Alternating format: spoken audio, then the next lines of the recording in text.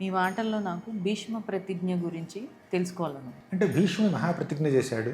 ఉమ్, నేను ఆజన్మాంతం బ్రహ్మచారిగా ఉంటాను, ఉమ్, కేవలం హస్తినాపుర సామ్రాజ్యానికి నేను ఒక బంటుగా ఉంటూ ఆ సింహాసనం మీద ఎవరు కూర్చుంటే వారి ఆజ్ఞల్ని పాటిస్తూ సేవిస్తాను అని ప్రతిజ్ఞ చేశాడు.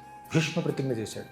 అది ఏ సందర్భంలో భీష్మ ప్రతిజ్ఞ ఎలా చేయవలసి వచ్చిందంటే, భీష్ముడి యొక్క తండ్రి అయినటువంటి శంతన మహారాజు, ఆయన భార్య గంగాదేవి, భీష్ముడు కూడా గంగాపుత్రుడే. ఒకప్పుడు ఆయన దేవవ్రతుడు అనేవాడు. కానీ గంగాదేవి భీష్ముడికి జన్మనిచ్చిన తర్వాత భీష్ముడిని విడిచిపెట్టి, అంటే భీష్ముడికి ట్రైనింగ్ ఇచ్చింది, ఆయన్ని చక్కగా విలువిద్యా పూర్ణుని కొంచెం మంచి వ్యక్తిగా చేసిన తర్వాత గంగాదేవి, నది కదా దివ్య నది, గంగాదేవి శంతన మహారాజుని విడిచిపెట్టి వెళ్ళిపోయింది. అప్పుడు శంతన మహారాజు సత్యవతి అనేటటువంటి ఒక చేపలు పట్టే కుటుంబంలో ఉన్నటువంటి ఒక స్త్రీని చూసి ఆయన ఆకర్షితుడయ్యాడు.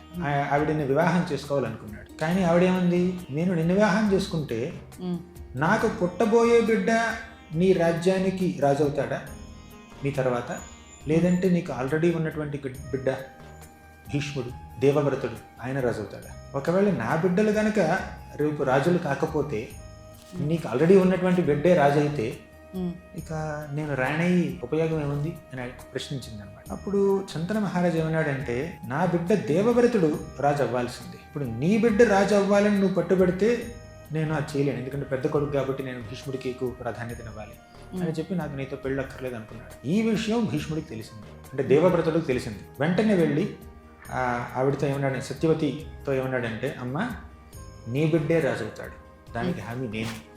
ఉమ్, ఎవరి మీద ప్రేమతో అయితే నా తండ్రి ఉమ్, నీతో పెళ్ళిని వదులుకున్నాడు, ఆ వ్యక్తిని నేనే చెప్తున్నాను, నేను సింహాసనం మీద కూర్చోను, నీ బిడ్డలు నీ వారసులే కూర్చుంటారు, ఉమ్, నేను దాసోహం చేస్తాను, అంటే వారికి కేవలం అసిస్టెంట్గా ఉంటాను, కానీ నేను సింహాసనం మీద కూర్చోనని చెప్పి భీష్మ ప్రతిజ్ఞ చేశాడు. ఎందుకు? కేవలం తండ్రి ఒక భార్యను కోరుకున్నాడు కాబట్టి. అది తండ్రి మాటకి ఆయన ఇచ్చినటువంటి విలువ. ఇలా జీవితాంతం ఆచరణ. ఇంకో మాట అక్కడ ఇంకో ధర్మ సూక్ష్మం ఏమిటంటే,